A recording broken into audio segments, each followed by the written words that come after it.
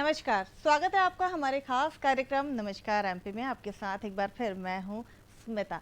जी हाँ, नवरात्र का पावन पर्व चल रहा है और आज माता के चौथे स्वरूप की पूजा की जाती है। आज दिन है कुष्मांडा माता का, जिनकी आज लोग पूजा करेंगे। नवरात्र में जो 9 दिन होते हैं वो देवी के लिए बहुत खास होते हैं और उनको हर भक्त आज बड़ी श्रद्धा से पूछता है। ये 9 दिन जो होते हैं वो उत्सव से कम नहीं होते हैं और हर एक श्रद्धालु यही चाहता है कि वो माता से अपनी हर मुराद पूरी करवा सके। उनकी श्रद्धा भाव से जो पूजा करता है उसका फल वो ज़रूर ले। तो चलिए आज हम उन पे भी बात करेंगे, लेकिन आज हमारा एक और ख़ास विषय है जो बहुत ही महत्वपूर्ण है। जनहितकारी स्वास्थ्य सुविधाएं जो है, ये आज हमारा विषय है। इस पर आज हम चर्चा करेंगे। हमारे एक्सपर्ट भी हमारे साथ मौजूद है, लेकिन उससे पहले हम आपको बताते हैं आज की तिथि और वार क्या है। तो चलिए सबसे पहले नजर डालते हैं आज की तिथि और वार पर। विक्रम संवत 2080 अश्विन मास शुक्ल पक्ष की चतुर्थी तिथि। आपको बता दें आज तारीख 18 अक्टूबर 2023 है। और साथ ही आपको ये भी बता दें कि आज कुष्मांडा माता का दिन है। जी हाँ, नवरात्र में आज चतुर्थ दिन है, चतुर्थी है और आज के दिन कुष्मांडा माता की पूजा अर्चना की जाती है, जो हमें अपने शत्रुओं पर विजय दिलाती हैं। वहीं अपने हर भक्त की वो हर मनोकामना पूरी करती हैं। माता के स्वरूप के बारे में क्या कुछ खास है ये भी जानेंगे, क्योंकि हमारे साथ आज हमारे आचार्य जी भी मौजूद है। तो उनसे भी हम जानेंगे कि कैसे आज माता की पूजा करें और कैसे उनसे ज़्यादा से ज़्यादा लाभ लें। और चलिए अब एक बार नज़र डालते हैं आज के विचार पर। और आज का जो विचार है वो बेहद खास है। आज का विचार है पूरा जीवन एक अनुभव है।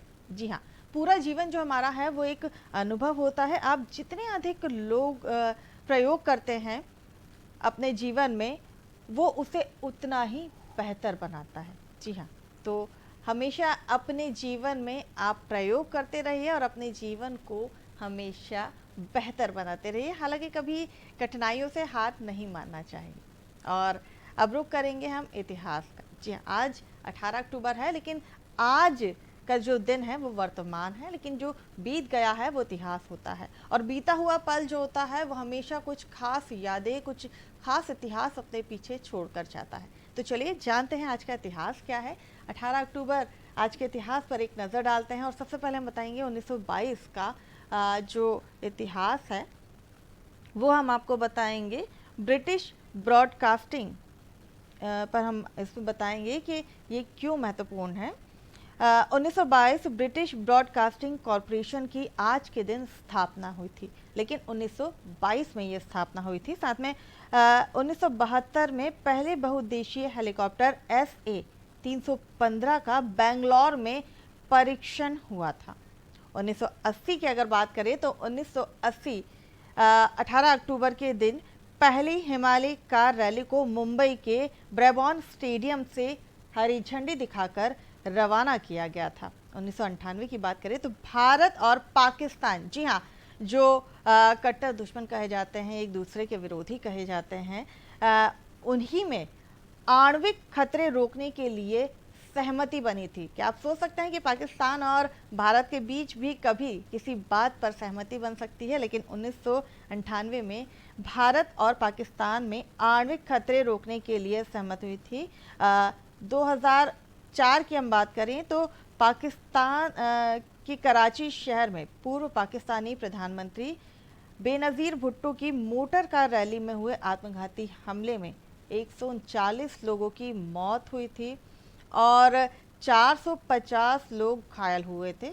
हालांकि भुट्टो सकुशल बच गई थी। साथ ही 2004 की बात करें तो कुख्यात डकैत जो थे, चंदन तस्कर वीरप्पन जो थे, उन्हें मारा गया था, उनकी मौत हो गई थी, उनको मार दिया गया था। और 2007 की अगर बात करें तो सुदूर अंतरिक्ष जीवन की तलाश के लिए हैडक्रिक इलाके यानी कि सैन फ्रांसिस में एलन टेलीस्कोप एरा ATA लगाया गया था। तो कहते हैं ना कि इतिहास जो होता है वो अपने पीछे अच्छी और बुरी दोनों यादें छोड़ के जाता है, और कुछ ऐसी ही इतिहास आज हमने आपको बताया। चलिए हम रुक करते हैं नवरात्र। जी हाँ, नवरात्र का पावन पर्व शुरू हो चुका है और आप देख रहे होंगे कि मंदिरों में सुबह से ही जो है भक्त वो माता को प्रसन्न करने के लिए मंदिरों में जा रहे हैं, वहाँ पे श्रद्धा से उनकी पूजा कर रहे हैं, जल चढ़ा रहे हैं और माता से अपनी हर मनोकामना पूरी करने के लिए, उनका जो है आशीर्वाद लेने के लिए हर तरह से पूजा अर्चना कर रहे हैं। हालांकि इस पर हम और विस्तार से बात करेंगे। चौथे दिन कैसे पूजा करें, क्या खास है और कैसे लोग अपने शत्रु पर विजय प्राप्त कर सकते हैं माता की आराधना करके, और यही हम जानेंगे। हमारे आज के जो खास एक्सपर्ट हैं, हमारे जो आज मेहमान हैं, उनसे हम आपको तारुफ कराते हैं, उनसे हम आपको मिलवाते हैं। तो हमारे दोनों जो विषय हैं, पहला जनहितकारी स्वास्थ्य सुविधाएं जो बहुत महत्वपूर्ण है आज के ज़माने में, और दूसरा है कुष्मांडा माता का चौथा दिन है नवरात्र विशेष पर। तो हमारे साथ जनहितकारी स्वास्थ्य सुविधाओं के लिए मौजूद हैं एम्स के medical superintendent professor doctor Shashank Purwar ji हमारे साथ मौजूद है। सर, बहुत बहुत स्वागत है आपका आने के लिए। और साथ ही नवरात्र विशेष पर हमारे साथ मौजूद हैं आचार्य राजेश जी। आचार्य जी, आपका भी बहुत बहुत स्वागत है। और आज हम जानेंगे कि नवरात्र क्या विशेष है, चौथे दिन में क्या विशेष है, उस पर हम चर्चा ज़रूर करेंगे। लेकिन उससे पहले हम देखेंगे माता की एक गढ़ कालिका। जी हाँ, हम आपको लेके चलेंगे जहाँ पर माता के स्वरूप को हम आपको दिखाना चाहेंगे। उसके बाद फिर हम चर्चा शुरू करते हैं।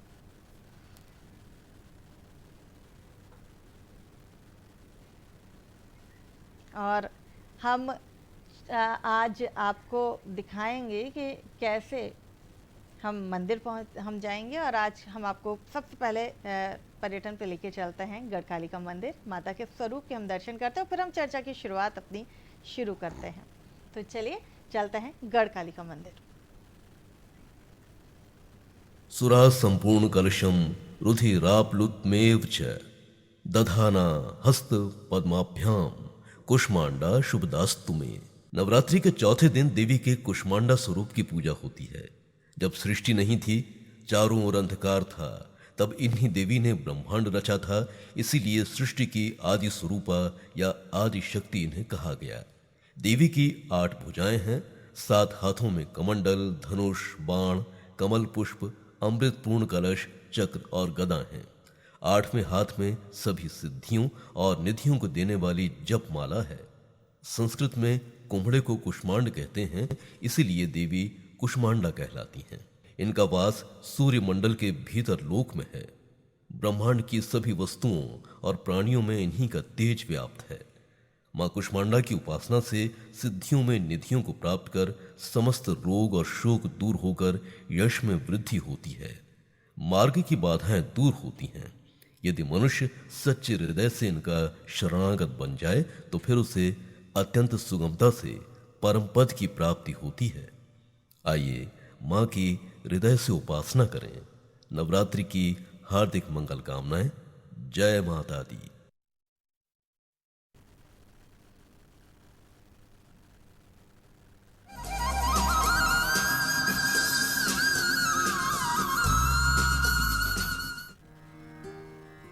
कालजयी कवि कालिदास और उज्जैन के सम्राटों की आराध्य देवी मां गढ़कालिका का ये मंदिर पुराने उज्जैन में आज भी शोभायमान है।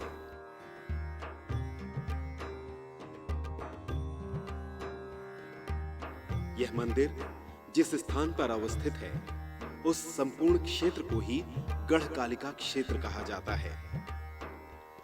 महाकवि कालिदास, राजा विक्रमादित्य यहां साधनाएं करते थे। सम्राट हर्षवर्धन ने ईस्वी सन 606 में इस मंदिर का जीर्णोद्धार करवाया था।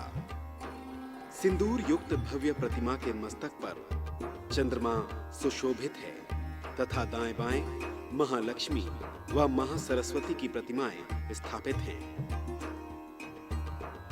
कहा जाता है कि उज्जैन के महाकवि कालिदास को शास्त्रों का दिव्य ज्ञान इसी मंदिर से मिला था। त्रिपुरा महात्म्य के अनुसार देश के 12 शक्तिपीठों में से यह छठा स्थान है। यह मंदिर जिस स्थान पर है, वहां पुरानी अवंतिका नगरी बसी हुई थी। कालांतर में धूलकोट के कारण यह दब गई थी। गढ़ की देवी होने के कारण इनका नाम गढ़कालिका पड़ा। कालिदास की आराध्य देवी गढ़कालिका का मंदिर आज भी उज्जैन के भैरवगढ़ क्षेत्र में स्थापित है। माता का स्वरूप काफी प्रसन्नतादायक है। मूर्ति में चांदी के दांतों का भी आकर्षक प्रयोग किया गया है।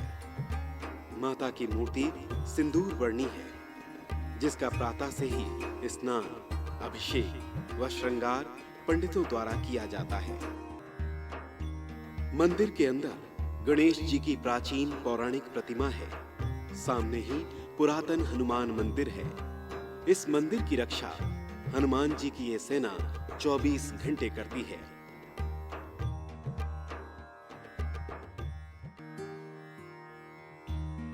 गौरतलब है कि पुरातत्व विभाग ने जब यहाँ की खुदाई करवाई थी, तब उसमें बड़ी ईंटें, मनके, टकसाल तथा सड़कें निकली थी। इससे यह अनुमान लगाया गया कि यह स्थान ईसा पूर्व 500 वर्ष पुराना है। गढ़कालिका के मंदिर में मां कालिका के दर्शन के लिए रोज हजारों भक्तों की भीड़ जुटती है। तांत्रिकों की देवी कालिका के इस चमत्कारिक मंदिर की प्राचीनता के विषय में कोई नहीं जानता। फिर भी माना जाता है कि इसकी स्थापना महाभारत काल में हुई थी, लेकिन मूर्ति सतयुग के काल की है। बाद में इस प्राचीन मंदिर का जीर्णोद्धार सम्राट हर्षवर्धन द्वारा किए जाने का उल्लेख मिलता है।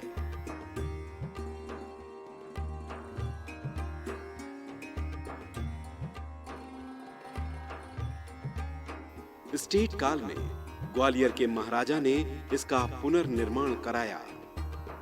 यहाँ पर नवरात्रि में लगने वाले मेले के अलावा भिन्न भिन्न मौकों पर उत्सवों और यज्ञों का आयोजन होता रहता है।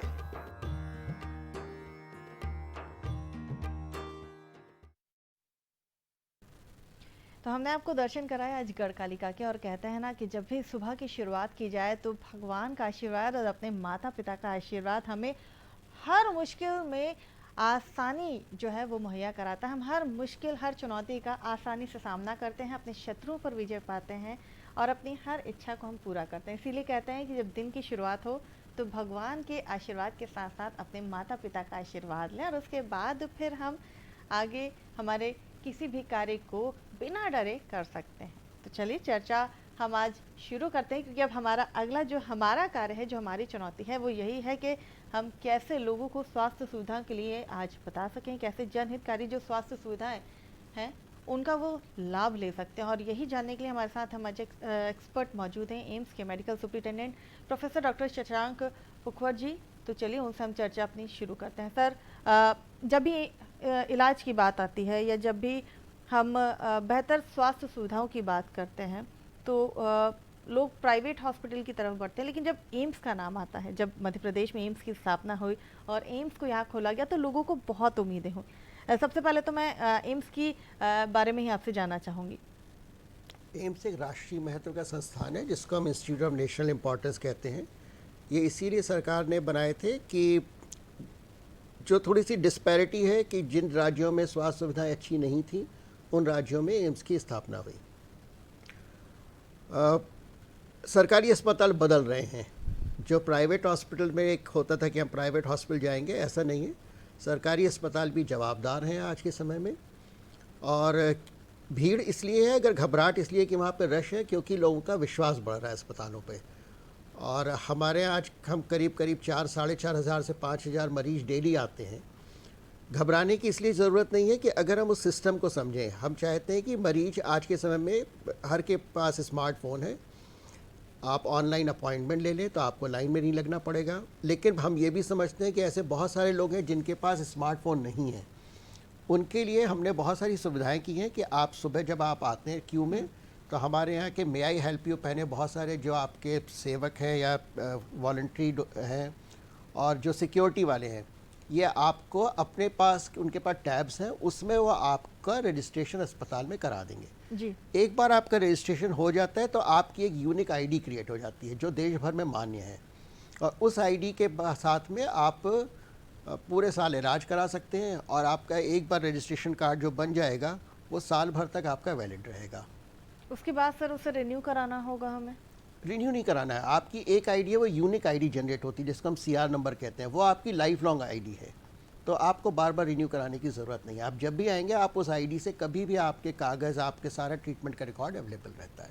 जी, तो ये तो हमने एम्स का उद्देश्य जाना है, सर से मैं और चर्चा करूंगी, लेकिन आपको बता दें कि आपके जो भी सवाल हैं आज आप हमारे एक्सपर्ट से पूछ सकते हैं, चाहे वो नवरात्र विशेष के हों या फिर एम्स से जुड़ी स्वास्थ्य सुविधाओं के बारे में आप जानना चाहते हैं, किस तरह से आपकी समस्या है, कहाँ आपको परेशानियाँ हुई हैं, तो उनका भी समाधान आज हमारे सर बता सकते हैं। हम आपको बता दें हमारे इस वक्त नंबर जो है वो फ्लैश हो रहे हैं, आप हमें कॉल कर सकते हैं। हमारा लैंडलाइन नंबर है 0755-266-0049 और साथ ही टोल फ्री नंबर है हमारा 1800230040। आप इन पर फ़ोन कर सकते हैं और आपके जो भी सवाल हैं, आपकी जो भी समस्याएं हैं, उनका समाधान के लिए आज हमारे दो एक्सपर्ट मौजूद हैं। चलिए चर्चा आगे बढ़ाते हैं। पहला तो हमने जनहित की स्वास्थ्य समस्याओं को समझना चालू किया है और अब हम बात करेंगे आचार्य राजेश जी से, क्योंकि नवरात्र विशेष भी है। आचार्य जी, माता के चौथे स्वरूप की पूजा आज हम कैसे करें, क्योंकि माता ने ब्रह्मांड की रचना भी की है, शत्रुओं पर विजय भी दिलाती है, तो कैसे आज माता से हम ज़्यादा से ज़्यादा आशीर्वाद ले सकते हैं, हमारे हर चुनौती का हम सामना कर सकते हैं?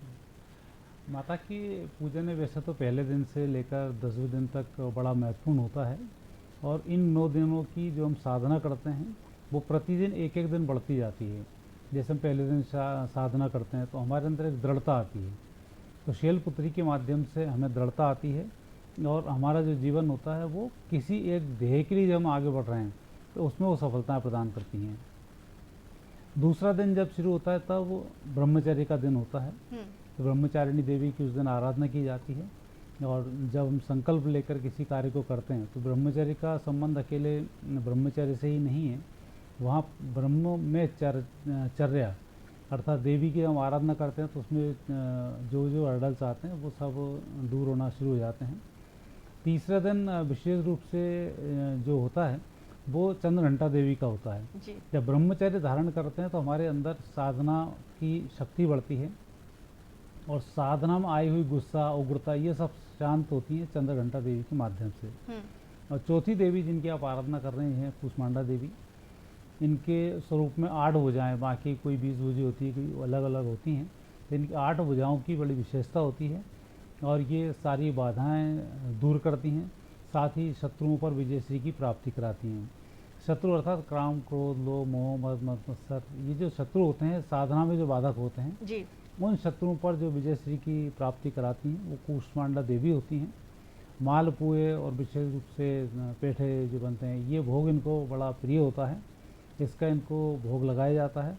और साधना का जो चतुर्थ चरण होता है, चौथा जो दिन होता है, वो कूष्मांडा देवी के माध्यम से ही सफल होता है, और कई प्रकार के शत्रुहंता जो प्रयोग किए जाते हैं वो आज के दिन ही इससे प्रारंभ किए जाते हैं। शत्रुहंता से मतलब जैसे आप विद्या अध्ययन कर रहे हैं, विद्याओं में आपको लगातार बाधाएं आ रही हैं, पास नहीं हो पा रहे हैं, जी। उसकी साधना चतुर्थ दिन से की जाती है। कई बार लोग आपकी झूठी शिकायत करते हैं, कई बार लोग आपको बेसी परेशानी फंसा देते हैं, उसकी आराधना आज से प्रारंभ की जाती है। कई बार हमारे रोज़मर्रा की ज़िंदगी में कई अवरोध अनावश्यक रूप से आ जाते हैं, तो ये संकेत है कि हमारी साधना में या हमारे ऊपर जो भगवान का आशीर्वाद होना चाहिए उसमें कमी है। उसके लिए भी आज कूष्मांडा देवी की आराधना करने से जी। उन आशीर्वादों की हमें प्राप्ति होती है। स्वास्थ्य हमारा कमज़ोर होता है, लगातार कई परिवार ऐसे हैं बीमारी पे बीमारी जिनके आ रही हैं, तो ज्योतिष में तो पितृदोष वगैरह का संबंध होता है, लेकिन कूष्मांडा देवी के माध्यम से साधना जब हम करते हैं तो व्यक्ति को दवाइयाँ लगनी शुरू हो जाती हैं, तो स्वास्थ्य में सुधार आना शुरू हो जाता है। पारिवारिक जीवन जिसका बिगड़ा होता है उसके जीवन में सुधार आता है। तो इस प्रकार से 8 प्रकार के जो दोष होते हैं उन दोषों की निवृत्ति आज कूष्मांडा देवी करती हैं, और मीठे और मालपुए का भोग लगाने से उनको प्रसन्नता आती है। आप चाहे किसी भी देवी की आराधना 9 दिन कर रहे हों, पर चतुर्थ दिन मालपुए का भोग लगाना, पेठे का भोग लगाना शुभ माना जाता है, और वो अपने आप ही कूष्मांडा देवी को पहुंच जाता है। क्योंकि हमारे ऐसा नहीं है कि आप एक एक दिन अलग अलग देवी की आराधना करें, ये कहना और सोचना दोनों गलत हैं। यदि आप किसी दुर्गा जी की भी आप आराधना कर रहे हैं तो वहाँ भी चौथा दिन अपने आप ही कूष्मांडा देवी जी को समर्पित होगा। वो दुर्गा जी के माध्यम से कूष्मांडा देवी आपकी मदद करेगी। जी आप गंगा जी की आराधना करें, यमुना जी की आराधना करें, सरस्वती की आराधना करें, गायत्री की आराधना करें, तो उनमें चतुर्थ दिन अपने आप ही कूष्मांडा देवी को समर्पित होता है और उस देवी के माध्यम से हम इसमें सफलता की प्राप्ति करते हैं। तो चलिए, हमने ये तो स्वरूप जाना और पंडित जी ने जैसा कहा कि आज के दिन अगर कोई बीमार है तो उसे भी दवाइयों जो है उसका असर चालू हो जाता है, शुरू हो जाता है। और देखिए ना, आज हमारा जो कॉम्बिनेशन है, जो आज हमारे दोनों मेहमान हैं वो भी कुछ इसी तरह के हैं। एक हमारे साथ मेडिकल फील्ड से हैं, तो एक हमें ज्योतिष से जुड़ी चीज़ें बता रहे हैं। और हमने हमेशा देखा है कि इलाज के साथ यानी कि दवा के साथ दुआ भी बहुत ज़रूरी है। तो चलिए, अब हम रुख करते हैं दवा की तरफ और एम्स के बारे में हम जान रहे हैं कि एम्स की जो स्वास्थ्य सुविधाएं हैं वो कैसे लोगों को बेहतर स्वास्थ्य दे रही हैं, बेहतर सुविधाएं दे रही हैं। वो खुद हमें आज हमारे जो मेहमान हैं वो बता रहे हैं, डॉक्टर शशांक हमें बता रहे हैं। सर, आगे बात करती हूँ क्योंकि आपने यहाँ पे जिक्र किया कि ग्रामीण क्षेत्र जो है, जो ग्रामीण वर्ग से आते हैं लोग, गाँव से जब इलाज के लिए आते हैं, क्योंकि मैंने भी देखा है कि एम्स में जो विश्वास बढ़ा है, जो वहाँ पर लोग आ रहे हैं इलाज के लिए, उन्हें मिलती हैं स्वास्थ्य सुविधाएं, लेकिन गांव में ज़रूरी नहीं है। जैसा आपने खुद कहा था कि हर एक के पास स्मार्टफोन हो, उसके लिए रजिस्ट्रेशन, अगर वो वहां आता है और अगर उसे कोई मुश्किल हो जाती है या फिर वो अपना कोई डॉक्यूमेंट लाना भूल जाता है, तो वो कैसे वहां पर अपना इलाज इजीली करवा सकता है? और अगर उसे मुसीबत होती है, कोई परेशानी होती है, तो कैसे उसका समाधान वहाँ होता है? सर, पहली बात तो ये कि किसी को भी हम अस्पताल से वापस नहीं भेजेंगे। ये एक ध्येय है कि कोई भी हमारे अस्पताल के दरवाजे से वापस नहीं जाएगा, उसके पास अमीर हो, गरीब हो, कोई कागज हो या ना हो। इमरजेंसी में अगर कोई भी, जो हमारी 24/7 चलती है, अगर इमरजेंसी में कोई भी आदमी आता है, उसका 24 घंटे का इलाज पूरा फ्री है। उसको कोई सवाल नहीं पूछा जाता कि आप क्यों आए हैं, क्या आए हैं। अगर आपको ज़रूरत तो आपको इलाज किया जाएगा जी।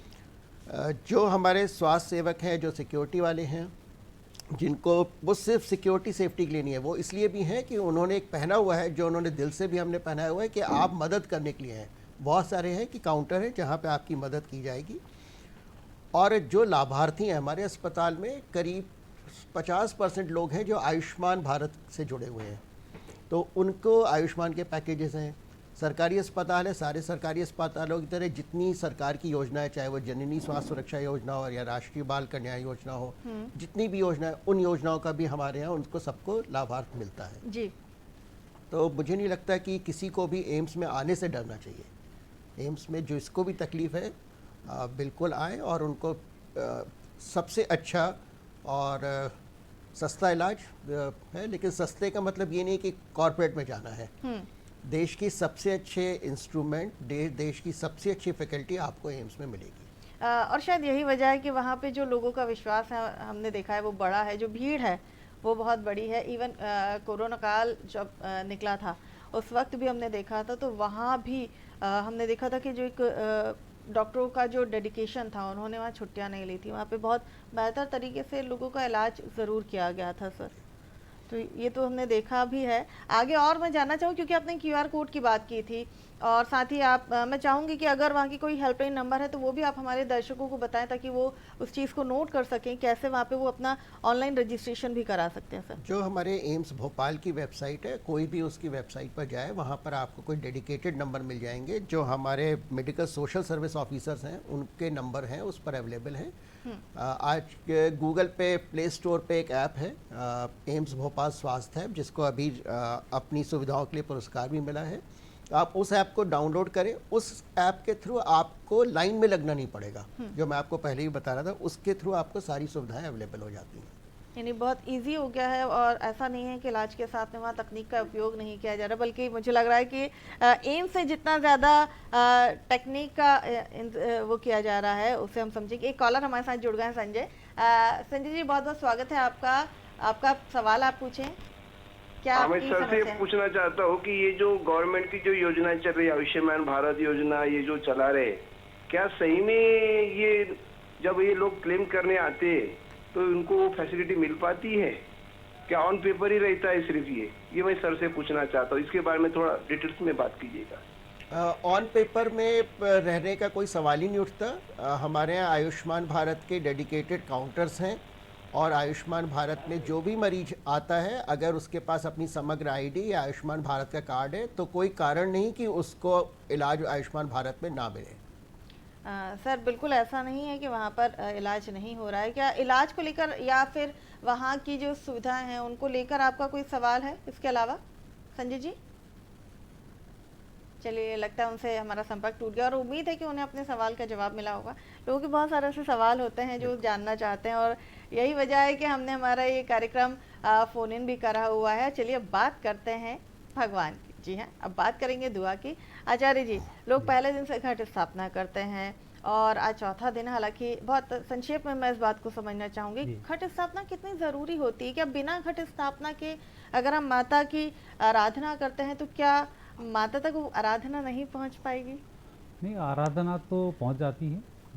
कलयुग केवल नाम आधारा, आपने सुना ही होगा। नाम लेते लेते ही आप इस पर तर जाओगे, तो इनकी आवश्यकता नहीं होती है। लेकिन जब हम एक सिस्टम से चलना चाहें तो उस सिस्टम के अंतर्गत हमें पंच तत्वों की आराधना करनी होती है। तो इसीलिए इन पंच तत्वों में हमें पानी की आवश्यकता पड़ती है। और जो हम कलश स्थापना करते हैं जी, कलश स्थापना से व्यक्ति के अंदर एक दृढ़ता आती है, उस कार्य को करने की क्षमता विकसित होती है। इसलिए दीपक सबसे पहले जलाया जाता है और दीपक जलाने से जो अग्नि तत्व मजबूत होता है। और दीपक को इसलिए शुद्ध माना जाता है कि उस पर गुरुत्वाकर्षण का प्रभाव नहीं होता है। दीपक की लोग गुरुत्वाकर्षण के विपरीत जाती है और आकाश तक पहुँच के वायु और आकाश से उसका संपर्क स्थापित करती है। दूसरा, जल पर गुरुत्वाकर्षण का पूर्ण प्रभाव आचार्य होता जी है। आपको रोकूंगी। एक कॉलर हैं जो हमारे साथ जुड़ गए और सवाल भी उनका आप ही से है। उनकी कुछ समस्या है, क्या सवाल है जानते हैं। प्रमोद जी हमारे साथ जुड़े हैं भोपाल से। प्रमोद जी, बहुत बहुत स्वागत है। आप अपना सवाल पूछे आचार्य जी से। जी, प्रमोद जी ने doctor Pradeep Sahu. Sorry sir, doctor Pradeep Sahu हमारे साथ हैं, तो सर अपना सवाल पूछे। चलिए, सबसे पहले आपको शारदीय नवरात्रि की दूरदर्शन परिवार के सभी सदस्यों को हार्दिक शुभकामनाएं। जी, आपको भी सर अपना सवाल sir. Rajesh ji, good morning. Good morning sir. मैं ये पूछना चाहता हूँ कि देवी के 9 रूप 9 ग्रहों को रिप्रेजेंट करते हैं जी, तो कैसे रिप्रेजेंट करते हैं? एक एक रूप के बारे में और 9 ग्रहों के बारे में थोड़ा सा बताइए प्लीज। 9 ग्रहों में सबसे पहले तो लग्न को जो प्रभावित करता है वो शैलपुत्री ही होती हैं, जो आप में पृथ्वी पर रहने की शक्ति प्रदान करती हैं और जिन संघर्षों को हम कर रहे हैं उन पर हमें विजय श्री की प्राप्ति होती है। इसलिए दृढ़ता की जो देवी हैं वो शैलपुत्री होती हैं, उनकी पहले आराधना की जाती है।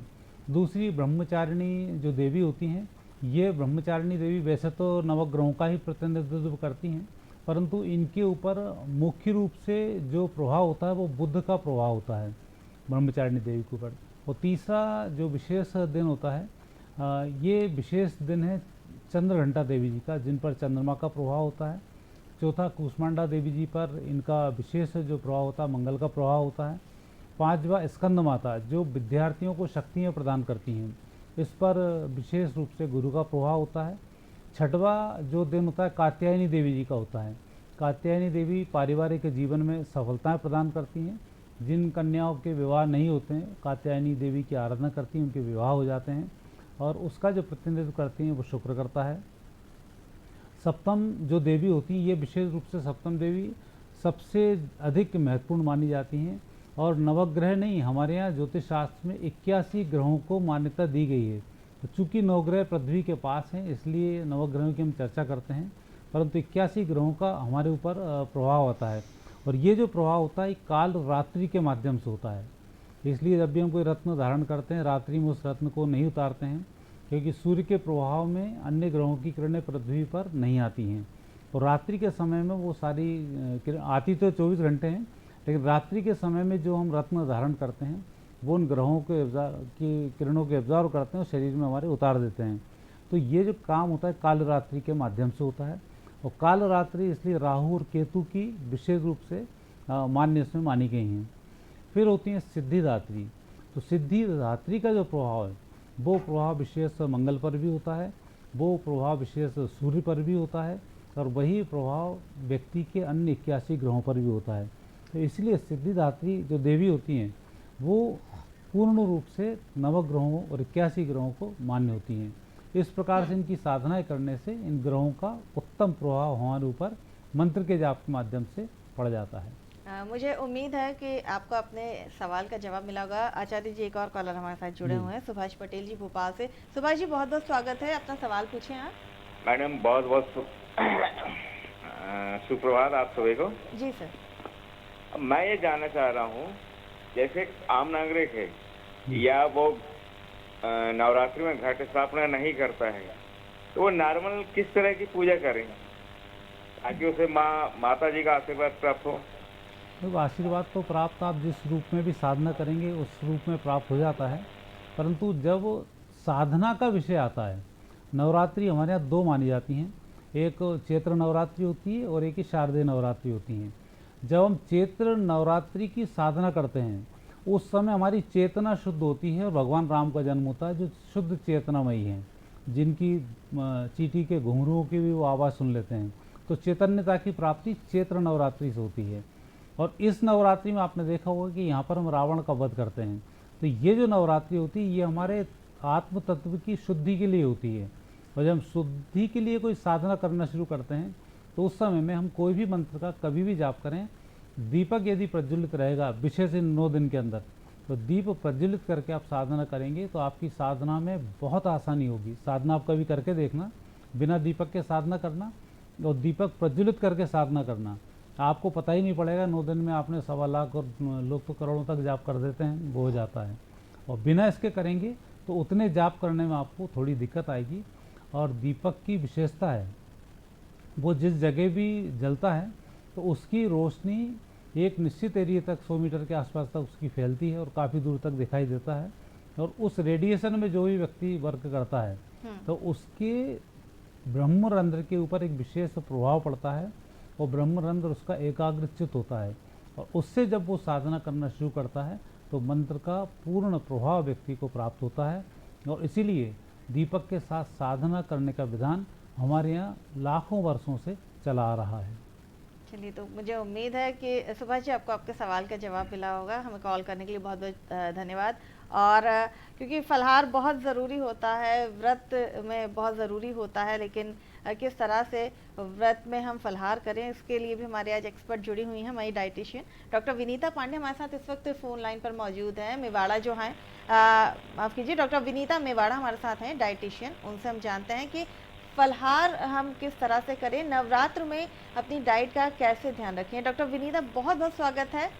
और मेरा सवाल यही है कि व्रत जब शुरू होते हैं तो लोग अपनी डाइट को लेकर थोड़ा सा कॉन्शियस होते हैं, तो कैसे वो हेल्दी डाइट लें और फलाहार में वो किन चीज़ों को शामिल करें? धन्यवाद मुझे जोड़ने के लिए। ये फलाहार, ये जो हमारे नवरात्रि के दिन होते हैं या हमारे कोई भी फास्ट होते हैं, तो उस दौरान हम जो इंडियंस हैं, हमारे पास में ऑप्शंस बहुत सारे होते हैं खाने के लिए, बट हम हमेशा चूक जाते हैं कि हमें कैसे खाना चाहिए और क्या खाना चाहिए जी। तो सबसे पहली बात आपको ध्यान रखना चाहिए कि आपकी बॉडी डिहाइड्रेटेड ना हो, क्योंकि ये मौसम थोड़ा गर्म भी होता है, थोड़ा ठंडा भी होता है। तो इस मौसम में आपके शरीर में किसी प्रकार से कोई मिनरल्स या पानी की कमी ना हो, इसलिए आपको हाइड्रेटेड रहना, यानी कि लिक्विड आइटम का आपको काफ़ी अच्छे से इस्तेमाल करना है। इसके लिए आप फ्रूट का इस्तेमाल कर सकते हैं, आप मट्ठे का इस्तेमाल कर सकते हैं, नींबू पानी या नारियल पानी का इस्तेमाल कर सकते हैं, जो कि फलहारी भी होते हैं और हेल्दी भी होते हैं। ये आपको अच्छे मिनरल्स भी देंगे और आपको हाइड्रेटेड भी रखेंगे। दूसरी चीज़, जब भी आप कोई फलहार वाला आइटम लेते हैं, जैसे कि आप खिचड़ी लेते हैं या कोई फ्राइड आइटम लेते हैं, तो आप ध्यान रखें कि आप उसको ओवरबोर्ड ना करें, यानी कि ओवर ईटिंग ना करें, क्योंकि ओवर ईटिंग करने से ज़्यादा कैलोरीज आपके शरीर में जाएगी और वो आपके लिए नुकसानदायक ही हो सकती है। तो ध्यान रखें, आप कोई भी फ्राइड आइटम ना लें, उसकी जगह पर आप, जैसे कि अगर आप साबूदाने की खिचड़ी ले रहे हैं तो आप उस खिचड़ी को कम तेल में बनाएं और बहुत ज़्यादा आलू या मूंगफली का इस्तेमाल उसमें ना करें। दूसरी चीज़, आप ये भी ध्यान रखें कि जब कई लोग कुट्टू का आटा या सिंघाड़े के आटे का इस्तेमाल करते हैं उसकी पूड़ी बना करके जी, पूड़ी बनाने से ज़्यादा अच्छा है कि आप उसकी रोटी सेक दीजिए और रोटी का इस्तेमाल कीजिए, जो कि कम कैलोरी वाली रहेगी, ज़्यादा ऑयली भी नहीं रहेगी, जिससे आपको नुकसान भी नहीं होगा। वो आप इस्तेमाल कर सकते हैं। मिल्क एंड मिल्क प्रोडक्ट में आप ध्यान रखें, आप वो भी इस्तेमाल कर सकते हैं, पर बहुत ज़्यादा मलाई वाला दूध का इस्तेमाल ना करते हुए बिना मलाई के दूध का इस्तेमाल करें। उसी का दही, छाछ या पनीर का इस्तेमाल आप अपने व्रत में कर सकते हैं। रूटी वेजिटेबल्स की जगह पर आप ऐसी सब्जियों का इस्तेमाल करें जो कि आपके लिए हेल्दी रहेगी। जैसे आप गिलकी या लौकी का आप इस्तेमाल कर सकते हैं बजाय आलू या शकरकंद जिसका कि हम इस्तेमाल करते हैं उसकी सब्जी का इस्तेमाल करते हैं। तो ये आपके हेल्दी ऑप्शंस भी रहेंगे और आपको नुकसान भी नहीं पहुंचाएगा। बिल्कुल।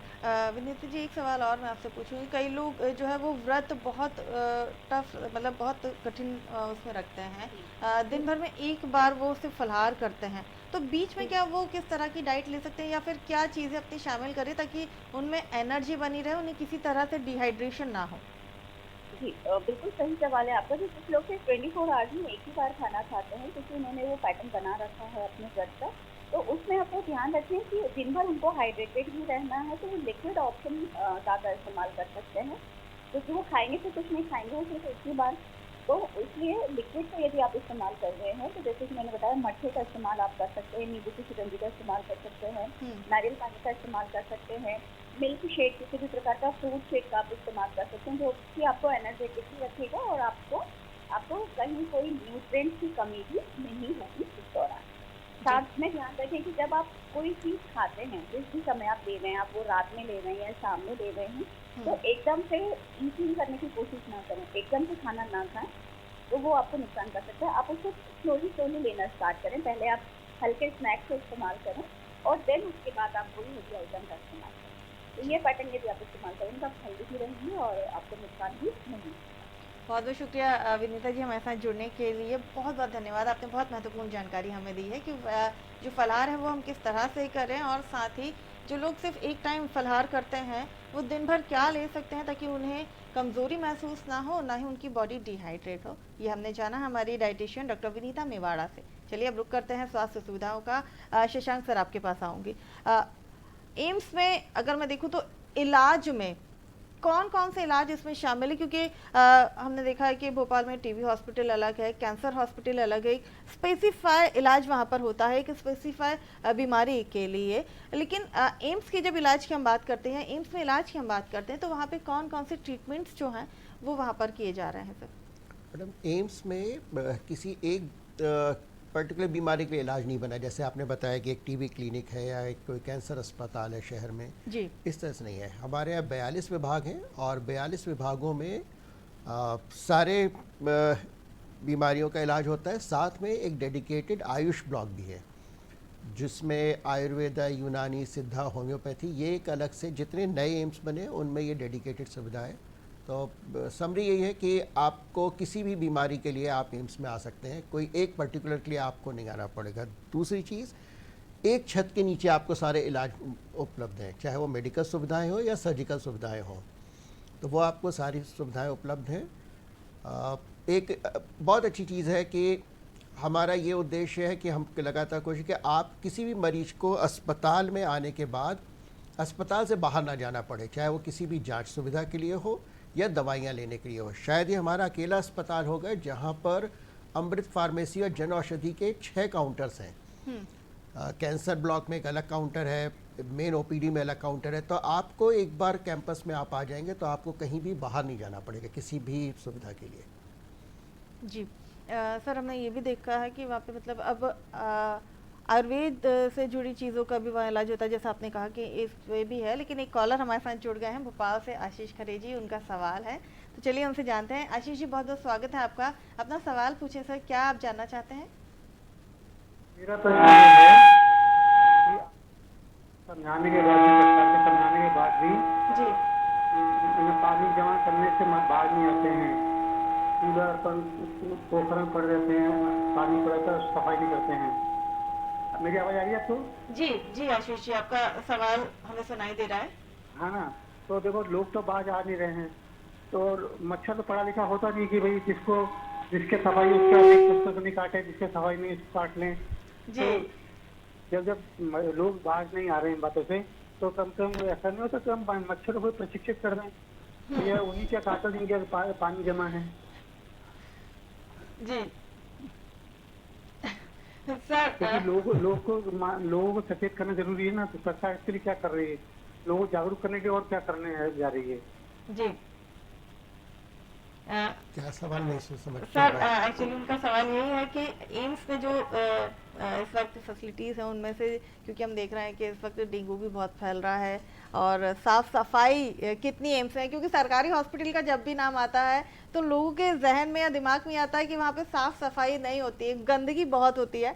तो सर का सवाल यही है कि वहाँ पे कैसा है और लोगों को क्या उसके लिए जागरूक भी किया जाता है? आशीष जी, अगर आपका कभी एम्स में आना हुआ हो तो मैं ये कह सकता हूँ कि एम्स सबसे साफ अस्पतालों में है। इसलिए नहीं कह रहा हूँ कि मैं एम्स से जुड़ा हुआ हूँ, बल्कि इसलिए कि मैंने जो भी अस्पताल देखे हैं, जो ये कहते हैं कॉरपोरेट हॉस्पिटल जैसा, हम सरकारी अस्पताल होते हुए भी कॉरपोरेट अस्पताल से ज़्यादा सफाई अस्पताल के अंदर है। तो मैं चाहूँगी सर आपको शायद आपके सवाल का जवाब मिल गया होगा। आगे हम सवाल ज़रूर जारी हमारी ये चर्चा रखें। चलिए अब रुक करते हैं आचार्य जी का। आचार्य जी, क्योंकि मैंने आपसे घट स्थापना पूछी थी, लेकिन आपने इसमें कलश की भी बात की थी। मैं ये भी जानना चाहूँगी कि जब नवरात्र में कलश स्थापना की जाती है तो वो कैसे करें? कुछ लोग उसे आड़ी में करते हैं, कुछ लोग उसे खड़े में रखते हैं, तो ये मैं जानूंगी। लेकिन उससे पहले आपके लिए एक कॉलर जो है वो उनका फ़ोन आ गया है। सचिन जी हमारे साथ जुड़े हैं मंडीदीप से, तो उनसे हम जानते हैं उनका क्या सवाल है। सचिन जी, बहुत बहुत स्वागत है, अपना सवाल पूछें। सचिन जी, अपना सवाल पूछें, आप क्या जानना चाहते हैं? चलिए, लगता है उनका कॉल कट गया है, हो सकता है वो दोबारा बात करें। तो आचार्य जी, हम जो कलश स्थापना करते हैं वो समझूंगी, और साथ ही आज ये भी जानना चाहूँगी कि कौन से मंत्रों का आज हम उच्चारण करें, उनका ध्यान करें, जिससे हमें ज़्यादा से ज़्यादा लाभ हो। जो कलश स्थापना की आपने बात की, इसमें नारियल को 3 तरह से रखने का विधान होता है जी। एक नारियल को हम जब कलश स्थापना करते हैं तो उसके ऊपर रखते हैं आड़ा, जिसमें जो आड़े का मतलब जिनकी जो पूंछ होती है वो देवी जी की तरफ होती है। आचार्य जी, आपके लिए फ़ोन आ गया है सचिन जी का हमारे पास में। सचिन जी, बहुत बहुत स्वागत है, अपना सवाल पूछें, आप क्या जानना चाहते हैं? हाँ मैडम, मैं ये जानना चाह रहा था पंडित जी से जी कि अपनी चैत नवरात्रि या अभी जो शारदीय नवरात्रि चल रही है, तो इनमें हमें कौन से मंत्र या किस मंत्र का जप करना चाहिए? देखो, थोड़ा सा जानकारी दी जाए। लाइफ में मंत्र तो हमें एक ही सेट करना चाहिए जो हमें अदृश्य की यात्राएं कराता है, जन्म जन्मांतर की वो यात्राएं कराता है। उस मंत्र को सिद्ध हमें करना चाहिए। तो नवरात्रियाँ दोनों होती हैं, ये उस मंत्र को हमें सिद्धियाँ प्रदान करती हैं। तो पहली बात तो एक मंत्र हमेशा व्यक्ति का एक होना चाहिए। अब दूसरी बात ये है कि जो जैसी समस्या व्यक्ति की खड़ी हो उसके निराकरण के लिए भी व्यक्ति मंत्रों के जाप करता है। जैसे शत्रु हैं आपके, तो बगलामुखी की आराधना करो, बगलामुखी के मंत्रों का जाप करो। विवाह नहीं हो रहा है तो कात्यायनी देवी की आराधना करें और उनके मंत्रों का जाप करें। आपको शांति, आत्मिक शांति नहीं मिल रही है तो ऐसे समय में रामायण का आप जाप करें। आपको भविष्य की बहुत अधिक चिंता है, तनाव बहुत अधिक रहता है, तो गीता का आप इसमें पाठ करें। और यदि आपको अलौकिक शक्तियों की प्राप्ति करनी है तो ऐसे समय में भागवत का आप पाठ करें, उनसे आपको लाभ मिलते हैं। तो मुझे लगता है कि आपको ये बात समझ में आई होगी। और बाकी के जो मंत्र आप प्रतिदिन के जाप कर रहे हैं, उन मंत्रों के यदि आप जाप का इस समय में अधिक से अधिक जाप इनको करेंगे तो आपको उत्तम लाभों की प्राप्ति होगी। लेकिन इस बात का विशेष ध्यान रखें, चैत्र की नवरात्रि में जिस मंत्र का भी हम जाप कर रहे हैं उस मंत्र के माध्यम से आपकी चेतना बलवती होगी, आपको उसी प्रकार से लाभ मिलेंगे। इसलिए नेगेटिव जाप कभी भी चैत्र की नवरात्रि में नहीं करना चाहिए। और दूसरा, शारदीय जो नवरात्रि हैं ये तंत्र मंत्र की भी होती है और व्यक्तिगत भौतिक अभिलाषाओं की पूर्णता के लिए भी होती है। तो उस प्रकार की पूर्णताओं के लिए यदि हमें कोई जाप करना है तो शारदीय नवरात्रि को इसमें महत्व देना चाहिए। इसमें हमें व्यक्तिगत सफलताओं की प्राप्ति होती है और जो हमारे अंदर चल रहा हो और जिस प्रकार से हमें अपने आप में परिवर्तन करना हो उसके लिए शारदीय नवरात्रि परिवर्तन के लिए सबसे अच्छी होती हैं। और मंत्र आप अपनी इच्छा के अनुसार जाप करेंगे तो आपको उत्तम फलों की प्राप्ति होगी। मुझे उम्मीद है सुभाष जी आपको आपके सवाल का जवाब मिला होगा। बहुत बहुत शुक्रिया हमारे साथ जुड़ने के लिए। आचार्य जी, मैंने आपसे घट स्थापना पूछी थी, तो चाहूंगी संक्षेप में आप हमें बताएं कि किस तरह से वो की जाती है और क्या महत्व होता है उनका। घट स्थापना विशेष रूप से ही होता है, जल का एक जो मैंने कलश स्थापना इसमें आपसे चर्चा की थी, क्योंकि आपने कहा था कि 3 तरह से होती है और तीनों में जो है वो अलग अलग महत्व होता है, अलग अलग रूप होती है। घर में अगर हम रख रहे हैं तो कैसे रखें, मंदिर में रखने की एक विधि अलग होती है, ये जानना चाहूंगी कलश में। हाँ, घर में रखने में जब हम कोई साधना कर रहे हैं तब वो नारियल का जो पूंछ होती है वो भगवान की तरफ होना चाहिए और हम साधना में सफल होते हैं।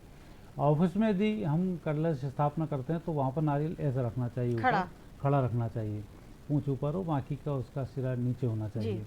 और जब हम किसी तांत्रिक किसी कार्य के लिए या भगवान को समर्पण करने के लिए कुछ कार्य कर रहे हैं तब नारियल की पूंछ हमारी तरफ होना चाहिए और उसका मुंह जो देव हैं आपके उनकी तरफ इसमें होना चाहिए। तो इस प्रकार से 3 तरह से वहाँ नारियलों को रखा जाता है। और कलश में तो सिंपल ही कलश होता है, नीचे स्वस्तिक का चिन्ह बनाते हैं, उसके ऊपर ज्वार बाजरा चावल कुछ भी रख दिया जाता है, उसके ऊपर कलश रखते हैं। कलश में जल भरा होता है, उसमें एक सिक्का होता है, एक गोल सुपारी होती है, थोड़े से चावल उसमें डाल दिए जाते हैं।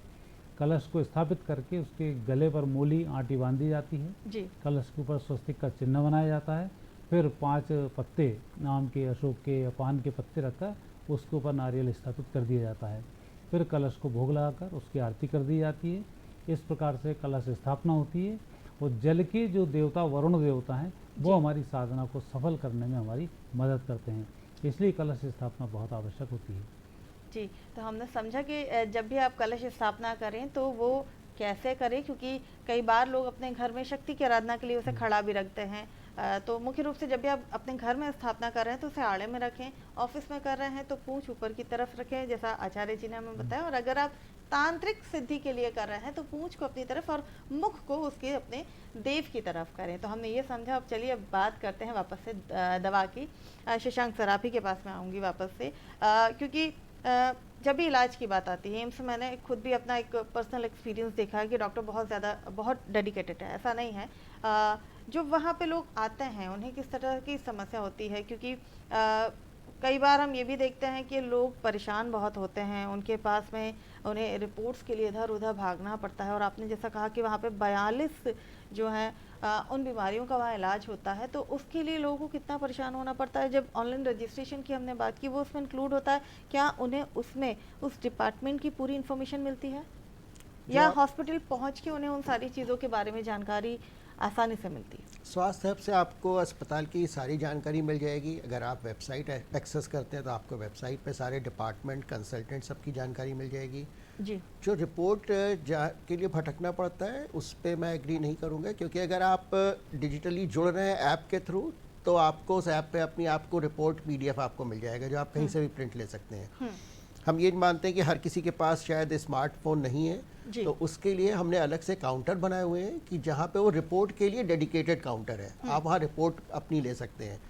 इवन हमने अस्पताल में कुछ काउंटर ऐसे भी कराए हैं। कई बार होता है कि किसी के पास कार्ड है और आपको फ़ोटोकॉपी नहीं है, इवन फ़ोटोकॉपी के भी काउंटर हमने वहाँ पर इस्टेब्लिश किए हुए हैं। साथ में इस समय हम CGHS की सुविधा भी दे रहे हैं, ECHS के को भी हम इस समय वहाँ पर दे रहे हैं सुविधाएं। तो मुझे लगता नहीं कि, देखिए ये नहीं कह सकता कि अस्पताल में कोई समस्या किसी को नहीं होगी। शशांक सर, आपके लिए कॉल आ गया, इस चर्चा को मैं आगे बढ़ाऊंगी, लेकिन एक कॉलर हमारे साथ जुड़े हैं, सुनील जी महाराष्ट्र से। सुनील जी, बहुत बहुत स्वागत है आपका, और आपका सवाल जाने, आप क्या पूछना चाहते हैं हमारे एक्सपर्ट से? हाँ, मैं ये पूछना चाहता हूँ कि ये जो मार्केट में जेनेरिक मेडिकल जो अवेलेबल हो रही है जी, तो ये कितना बेनिफिशियल है, और इसके बारे में थोड़ा चर्चा में बात कीजिएगा जी। ये हम अपने मन से निकालें कि जेनरिक दवा सब क्वालिटी है, मतलब क्वालिटी अच्छी नहीं है। ऐसा नहीं होता है कि दवा कंपनी 2 अलग अलग तरह की दवाइयाँ बनाए, एक थोड़ी कम क्वालिटी की, एक थोड़ी ज़्यादा क्वालिटी की। एक प्रधानमंत्री जन स्वास्थ्य योजना है जिसमें जन औषधि केंद्र खोले गए हैं, वहाँ पर आपको समस्त जेनरिक आपकी जो दवाइयाँ हैं वो मिलेगी। और ऐसा हम अपने मन से बिल्कुल निकाल दें कि उनकी क्वालिटी अच्छी नहीं होती, इसलिए हमको ब्रांडेड दवा की तरफ जाना पड़ेगा।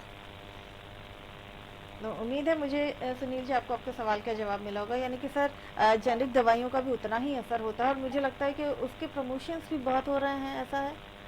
कि जेनरिक दवाइयों का असर ऐसा नहीं है कि लोगों को कम मिलता है, या फिर लोगों के दिमाग में ये बात आती है कि जेनरिक दवाई शायद उतनी बेहतर नहीं होती, वो ब्रांड नहीं होता है, ऐसा कुछ? नहीं, ऐसा कुछ नहीं है। जैसे एक कॉटन है जी, कॉटन से ही आपको एक बहुत बड़े ब्रांड की शर्ट बनेगी और कॉटन से ही आपको खादी में भी आएगा। तो दवाइयाँ सब बराबर हैं। एक है कि आप कमर्शियल जो ब्रांडेड नेम्स हैं वो बहुत ज़्यादा उनको प्रमोट करते हैं, मेडिकल रिप्रेजेंटेटिव जाके आपको प्रमोट करते हैं। जेनरिक दवाइयाँ जो है प्रमोशन उनका एक सरकार की तरह से होता है और वो ब्रांडेड दवा से काफ़ी सस्ती और उतनी गुणवत्ता की है। बिल्कुल। एक और कॉलर हमारे साथ जुड़ गए हैं, ओम प्रकाश जी भोपाल से। ओम प्रकाश जी, बहुत बहुत स्वागत है आपका। अपना सवाल आप बताएं, क्या आप पूछना चाहते हैं?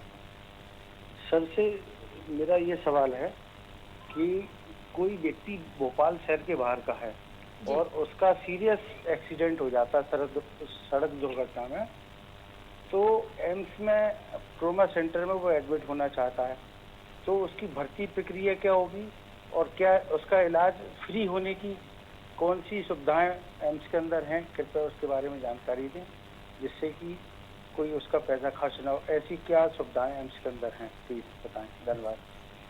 ओम प्रकाश जी, अगर आप किसी भी दुर्घटना या किसी भी दुर्घटना नहीं है, आपको कोई भी ऐसी आपात स्थिति आती है तो आप वॉक इन है, आप ट्रॉमा सेंटर में आप किसी भी समय आ सकते हैं। वो 24/7 काम करता है।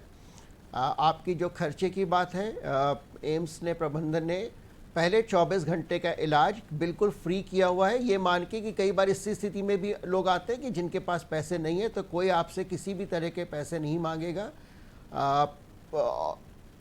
सारी दवाइयाँ उपलब्ध हैं, इमरजेंसी की सुविधाएं, और आप अगर भर्ती हो गए हैं तो उसके बाद 48 घंटे के भीतर हम आपको उस वार्ड में जहाँ पर आपका डेफिनेटिव ट्रीटमेंट होगा वहाँ पर आपको शिफ्ट कर दिया जाएगा। तो पैसे का कोई सवाल ही नहीं उठता कि किसी भी तरह का खर्चा हो आपका इमरजेंसी में। चलिए, बहुत बहुत शुक्रिया ओम प्रकाश जी। मुझे उम्मीद है कि आपको आपके सवाल का जवाब मिला होगा। सर, ये बहुत लोगों के जहन में ये सवाल वाकई बहुत आता है कि अगर हम हॉस्पिटल पहुंचते हैं तो सबसे पहले हमें बजट देखना पड़ता है कि कितना बजट लगेगा, लेकिन एम्स को लेकर ऐसा लोगों के दिमाग में हो सकता है, ये थोड़ा सा लगता है कि क्या वाकई ऐसे सवाल भी होते हैं। लेकिन आपका, मुझे लगता है कि बहुत ऐसे लोगों से सामना हुआ होगा हॉस्पिटल्स में, आपने देखे होंगे, तो थोड़ा अपना ये एक्सपीरियंस भी बताएं और इन चीज़ों को आप लोग कैसे डील करते हैं वहाँ पे लोगों की, क्योंकि हमने देखा है कि कई बार जब लोग आते हैं बहुत पैनिक होते हैं अपने परिजनों के लिए, तो बहुत ज़्यादा हाइपर भी होते हैं, उस सिचुएशन को कैसे हैंडल करते हैं? देखिए, पैनिक होने की ज़रूरत नहीं है। तकलीफ़ है, हम मानते हैं कि अस्पताल में जो आ रहा है वो कोई खुशी से नहीं आ रहा है, किसी तकलीफ़ को लेके आ रहा है। हम उस तकलीफ़ को कितना कम से कर सकें, ये हम सबका प्रयास रहता है।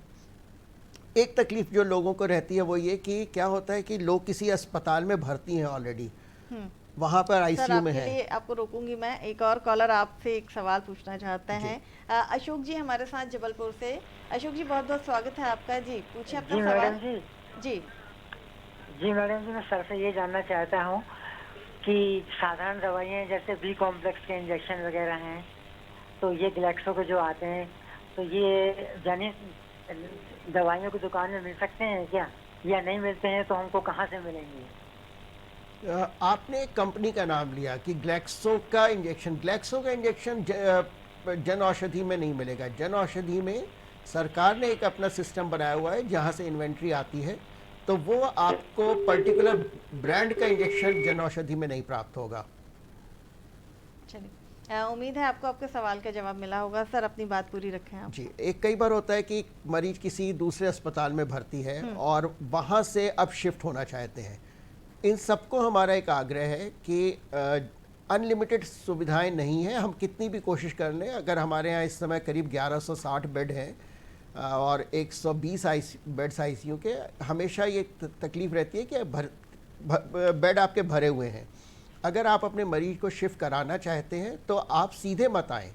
आप सीधे आएंगे तो हो सकता है बेड खाली ना हो और स्थिति गड़बड़ हो जाए। उसमें हम ये कहना चाहेंगे कि आप पहले अपनी मरीज की समरी, डिस्चार्ज समरी कोई परिजन लेकर आ जाएं, डॉक्टर से डिस्कस कर लें और उसके बाद ये देख लें कि बेड की उपलब्धता कैसी है। उसके बाद आप आएंगे तो आपको जो आईसीयू तरह की केयर है, क्योंकि आईसीयू में मरीज अगर वेंटिलेटर पे हम किसी एक को उठा के हटा नहीं सकते, जी, तो ज़रूर आप आएँ, पता करें। अक्सर ये होता है कि हमारे यहाँ बहुत सारे पैसे खर्च हो गए किसी अस्पताल में, अब हम एम्स में आना चाहते हैं। तो एक तो ये है। दूसरा, लेकिन अगर कोई आ भी गया है, हम किसी को भी अगर कोई एम्बुलेंस में या किसी भी तरह अस्पताल में आ गया है, तो हम उनको वापस बिना प्राथमिक जांच के वापस नहीं करेंगे। हम उनको कुछ तो उपचार जरूर प्रोवाइड करेंगे। बिल्कुल।